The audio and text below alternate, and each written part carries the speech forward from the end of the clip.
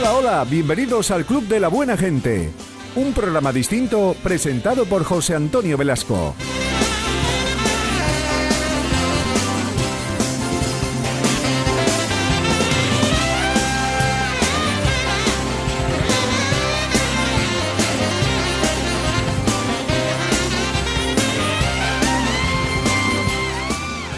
Hola, muy buenas noches, ¿qué tal estáis? Os estaba esperando, ¿eh? Tenemos por delante un puente interesante para que lo pueda disfrutar y para que no, bueno, ¿qué le vamos a hacer? Para que unos puedan disfrutar, otros tienen que trabajar. Pero antes de que os vayáis de puente o vayáis a hacer cualquier otra cosa, por favor, mirad el programa de esta noche, donde vamos a hablar, por cierto, de un libro que se presentaba el pasado viernes en la Casa Ordóñez de Bornos, el viernes por la tarde, un libro del escritor jerezano José Antonio Salas titulado ¿Y vosotros quién decís que soy yo? El contenido del libro son todos los manuscritos que hablan sobre Jesús, su nacimiento, sus padres, la sentencia de Poncio Pilatos, la juventud, la infancia de Jesús, en fin, 15 años recopilando estos manuscritos por parte de este hombre, de José Antonio Salas. Y bueno, una cámara y un micrófono de Canal Sierra de Cádiz estuvieron presentes en el acto que vamos a compartir ahora con vosotros, que vais a poder ver a continuación la primera parte e inmediatamente después una segunda parte. Buenas noches, muchas gracias a la Delegada de Cultura, simpática, agradable, me ha facilitado absolutamente todo para poder estar aquí. Evidentemente, bueno, nací en Jerez de la Frontera, pero me reconozco gracias a mi gran presentador Ángel Custodio. Por supuesto, tengo aquí enfrente a Juan Luis Vega, quien me presentó por primera vez en esta magnífica villa, a Felipe Floriano, compañero y costalero de la Hermandad de la Amargura de Jerez de la Frontera, trabajando codo con codo conmigo, y fue el valiente que presentó a este humilde periodista del siglo I en Jerez de la Frontera, a su señora y al pequeño Alejandro que está por venir. Hola Alejandro, ya te tenemos aquí. A Mónica Barcelona, que algún día de esto hablaré con la alcaldesa, a ver si acerca a Barcelona a Cádiz, porque está muy lejos. Gracias por venir. A todos los colaboradores, a todos los amigos y en especial a una persona que para mí sigue estando ahí, está ahí sentada, a la cual le tengo un gran cariño y a la cual les quiero dedicar este viaje en el tiempo, a mi gran amigo Paco Enrique. Muchas gracias.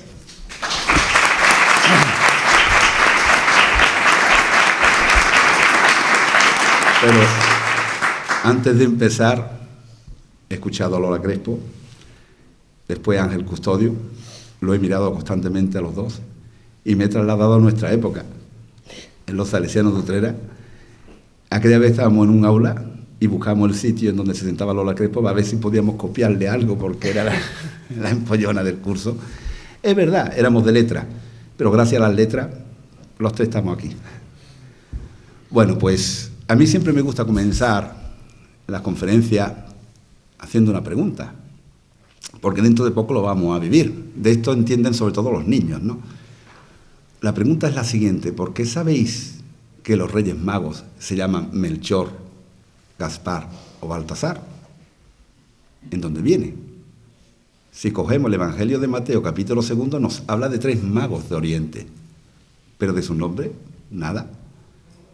Porque hay iglesias, en mi tierra la hay, en Jerez, y no sé, en muchos sitios más, que hay una gran devoción, por ejemplo, a Santa Ana, la madre de María. ¿Dónde viene? Yo un día fui a Granada y di una conferencia en la presentación de María en el templo. ¿Cuándo se presentó María en el templo?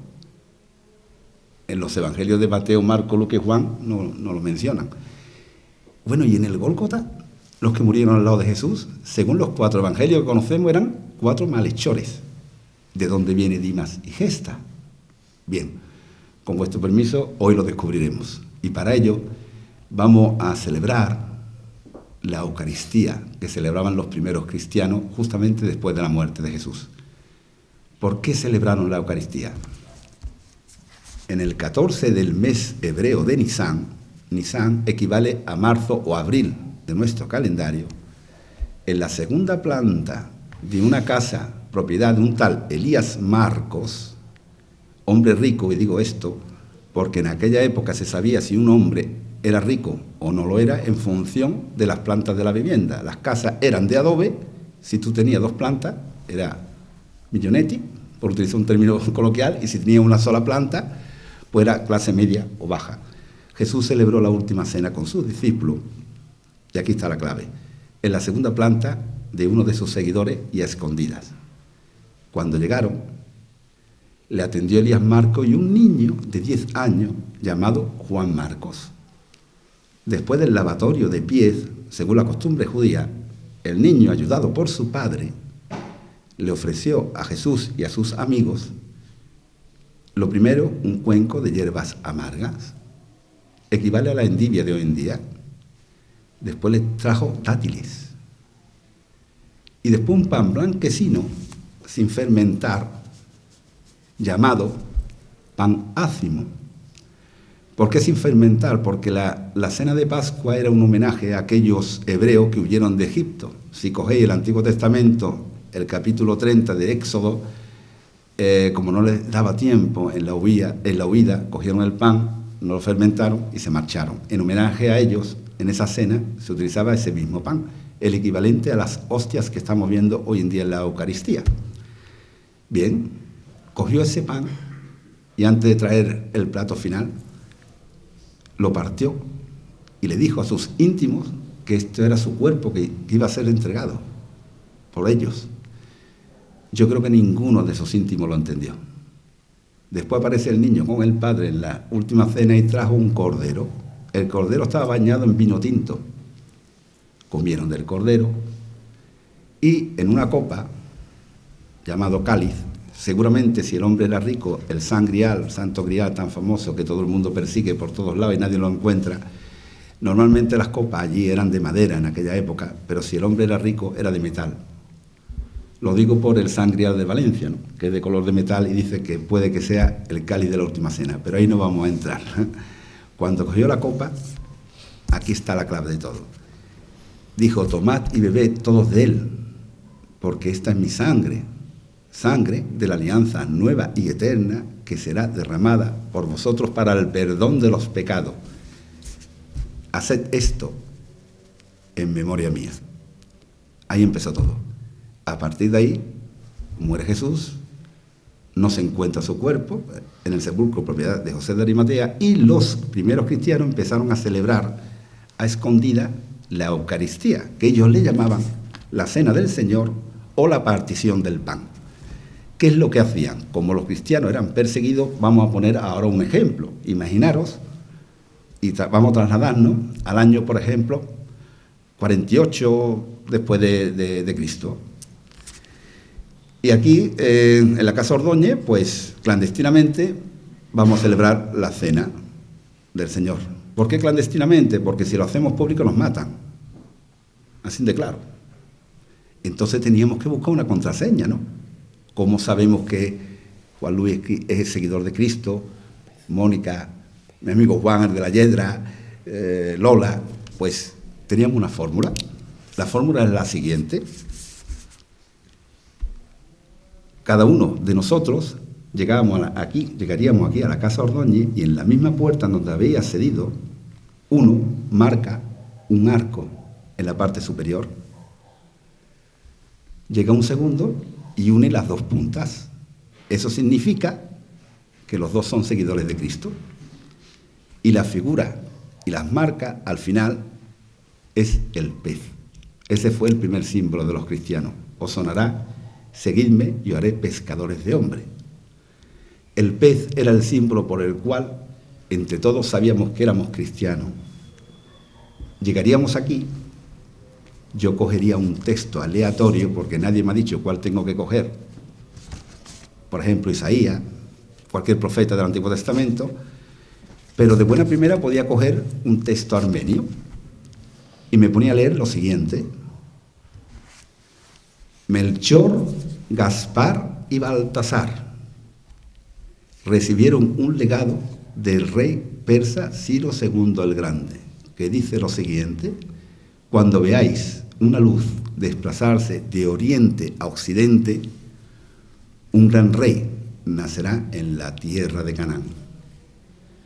De la misma manera, podía coger otro escrito árabe que os hablo de Dimas y Gesta, otro escrito que os hablo de Ana, de Joaquín, o la sentencia a muerte de Poncio Pilatos. ¿Qué ocurre? Pues claro, los cristianos seguían hablando de estos personajes y seguían siendo perseguidos. Muchos murieron, muchos. Pero esos escritos se tenían en vasija, guardados y custodiados, hasta que llegó el año 313. Ahí se celebró o se firmó el Edicto de Milán. Dos emperadores de Oriente y Occidente, Constantino I el Grande y Licinio, llegaron a firmar el acuerdo siguiente, que a partir de esos momentos los cristianos no fueran perseguidos y por este hecho podían celebrar abiertamente la Cena del Señor. Claro, pero los cristianos seguían hablando aleatoriamente de documentos tal y como lo iban capturando. Cuando llega el Concilio de Nicea en el 325, Constantino dice: esto aquí hay que poner un orden. Cada uno está hablando de distintos pasajes, vamos a organizarnos por primera vez. Y dice: yo como historiador no puedo dar mucha fe a lo que os voy a contar ahora, pero bueno, os voy a contar lo que dicen los escritos. Que como no se ponían de acuerdo qué escritos deberían de ser canónicos, canónicos significa que sigan el canon de la Iglesia, ¿cuál de ellos? Pues Constantino dijo lo siguiente a Osio de Córdoba. Osio de Córdoba era el presidente del concilio, y Eusebio de Cesarea, un historiador: vamos a abrir los 4 ventanales y que sea Dios quien lo decida. Aquellos manuscritos que caigan de encima de la mesa serán destruidos y aquellos que continúen en pie serán los llamados canónicos. No sé lo que pasó esa noche, si fue Dios o la mano de cualquiera, pero lo cierto es que al día siguiente aparecieron Mateo, Marcos, Lucas y Juan, un total de 27 escritos. A partir de ahí se formó los manuscritos canónicos, es decir, aquellos que hasta la fecha de hoy la Iglesia sigue. Entonces, Constantino dijo lo siguiente, 2 cosas que nunca se cumplieron. Aquellos escritos que estaban en el suelo, en donde hablaban de José, hablaban de Melchor, Gaspar y Baltasar, de Santa Ana, de San Joaquín, de Dimas, de Gesta, de José de Arimatea, de María Magdalena, él ordenó que se destruyeran. Nunca se llevó a cabo. Los cristianos lo escondieron en vasijas a lo largo y ancho de la antigua Mesopotamia, es decir, Turquía, por la parte actual de Irán, Irak, norte de Egipto, Nag Hammadi, en Roma. Algunos papas lo custodiaron en el famoso archivo. Nunca se destruyeron esos documentos. Y también pidió que se unificaran los 4 manuscritos en uno solo: Mateo, Marcos, Lucas y Juan. Tampoco se hizo. Llega el siglo XXI y un jerezano, curioso como yo, quiso cumplir lo que Constantino ordenó en su día: unificar los 4 evangelios, Mateo, Marcos, Lucas y Juan, y por otro lado unirlo con aquellos manuscritos en homenaje a los antiguos cristianos que celebraban a escondidas, con peligro de muerte, la Cena del Señor. Así, bueno, trabajando y haciendo esta obra que actualmente se presenta en su 3ª edición. Bueno, pues esto que os voy a contar ahora me duele contarlo. No lo he hecho nunca, pero esta es la primera vez. Esto no ha sido fácil. Investigar significa viajar, pero yo soy español, soy occidental, y tenerte que ir a lugares en donde la vida no tiene ningún valor duele. ¿Y a qué me refiero? Yo he realizado varios viajes, muchos viajes, un total de 42 viajes, pero en uno estuve a punto de no volver nunca más. Durante ese tiempo yo fui a Nag Hammadi, porque en este libro tiene que tener un principio y un final. A mí me faltaba la muerte del padre terrenal de Jesús, José. Y resulta que a través de una agencia y de un buen amigo, el autor del Caballo de Troya, JJ Benítez, me dijo que estaba en Nag Hammadi. Voy a Nag Hammadi y efectivamente, escrito en un idioma llamado copto saídico, estaba la muerte de José. me comentaron que no podía coger ningún manuscrito, sino simplemente fotografiarlo. Yo soy, mis compañeros me conocen, muy impulsivo. Pues no le hice caso. En esos momentos de la ilusión, cogí uno de los manuscritos, con guantes, cierto es, pero lo cogí. Me dieron un golpe, me tiraron al suelo, el de la agencia que estaba conmigo nada pudo hacer, y me encerraron en un habitáculo muy pequeño. Yo estaba en Egipto sin habérselo dicho a mis padres, sin habérselo dicho a la que era entonces mi novia. Entonces yo creía que me iban a matar. He dicho anteriormente que he estado en sitios que no se valora la vida, te matan y punto, ¿no? Pero si me hubieran matado tampoco me hubiera dolido nada, porque estaba drogado. O sea, me echaban, por lo visto quemaban una planta y por debajo de la puerta echaban, era un olor que yo solamente veía lucecillas, ¿no? Después me enteré que fue la embajada española la que intercedió por mí y pude salir de aquel boquete. ¿Y por qué os cuento esto? Porque claro, todo esto merece la pena. Merece la pena, yo que tenía una buena cabellera, está medio carbete, merece la pena haber perdido a tu mujer. Porque yo no podía contar a dónde iba, porque tenía un pacto ante la Biblia con un franciscano, que era la persona que me estaba orientando en estos viajes. Pues mira, os voy a decir una cosa, merece la pena. Porque cuando uno ha luchado y ha estado a punto de perder la vida por algo que finalmente logras, la ilusión y la emoción te embarga. Y eso te lleva a decir, bueno, he dejado muchas cosas por el camino, pero ¿quién dijo que iba a ser fácil? Bueno, yo no creía que iba a ser tan complicado, las cosas como son, pero lo fue. Y he logrado terminar con mi sueño que comenzó en el 2001, que poco a poco se ha ido reconstruyendo hasta completar esta obra que, como decía mi querido presentador, compañero y amigo Ángel Custodio, empieza a unificar lo que durante siglos se nos ha ocultado, que no es otra que son los manuscritos originales cronológicos de la vida de Jesús de Nazaret. En la muerte de José, esa parte me encanta, por poco encontré la mía, pero ya no es cuestión de ser creyente o no, sé perfectamente que he sido guiado.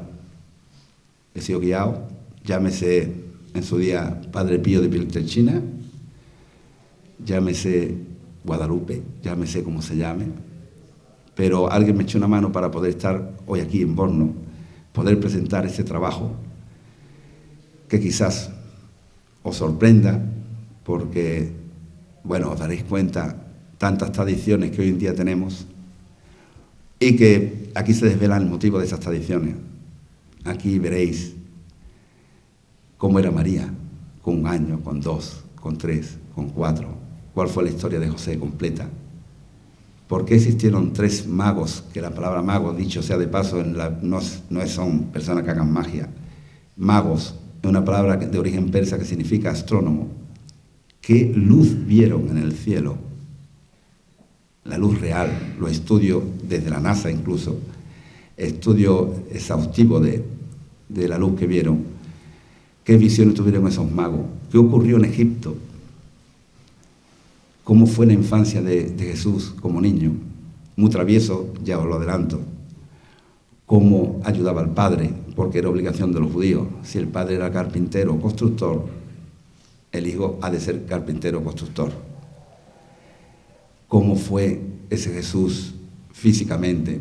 Dato curioso porque, claro, físicamente influye en algo en la historia, no. Pero no tenéis curiosidad de saber cómo era ese hombre y por qué había tantas mujeres detrás de él. Guapo, interesante, una altura superior a la de los demás. Hay una carta de Léntulo Octavio que describe físicamente a Jesús. Todo el momento de la Pasión de Cristo, que dicho sea de paso, en la Pasión de Cristo de Mel Gibson, en arameo, muy bien conseguida. Mel también seguro que tuvo algún que otro contacto que le facilitó algún que otro dato, porque también aparecen momentos inéditos en esa película extraordinaria. Toda la pasión, momentos de la flagelación. el momento de su muerte, la flagelación, los golpes, bueno, fue el flagón tacitalum, que fue tremendo porque, claro, en una empuñadura, 3 tiras de cuero, hueso de carnero, terminado en bola de acero. Cada golpe era un desgarro de esa criatura que además los líctores eran los magistrados más fortidos, más fuertes, ¿no?, del Imperio Romano. Cuando ponían a alguien sobre esa columna, claro, se cansaban de darle golpe. Lo primero que hacía era golpear. Es más fácil golpear hacia abajo que no, en línea recta. Golpear las nalgas, testículos, caerlo al suelo y ensayarse con él. Yo no sé cómo Jesús no perdió la vida en esos momentos. No es de extrañar, entre otras cosas, que hasta el propio Pilato se sorprendió de que muriera tan pronto. Pues todo ese estudio lo tenéis en esta obra, su muerte, sus primeros viajes, los viajes de todos los discípulos. Y como dije anteriormente, todos los libros han de tener un principio y un final. Si aquí se narra incluso hasta la muerte de su padre terrenal, también narramos el final de María en la tierra. Enseguida continuamos, será justo después de esta pausa para la publicidad. Esto es el Club de la Buena Gente en Canal Sierra de Cádiz, y también nos podéis encontrar en nuestro canal en YouTube y en nuestra página en Facebook. Nos vemos en un ratito.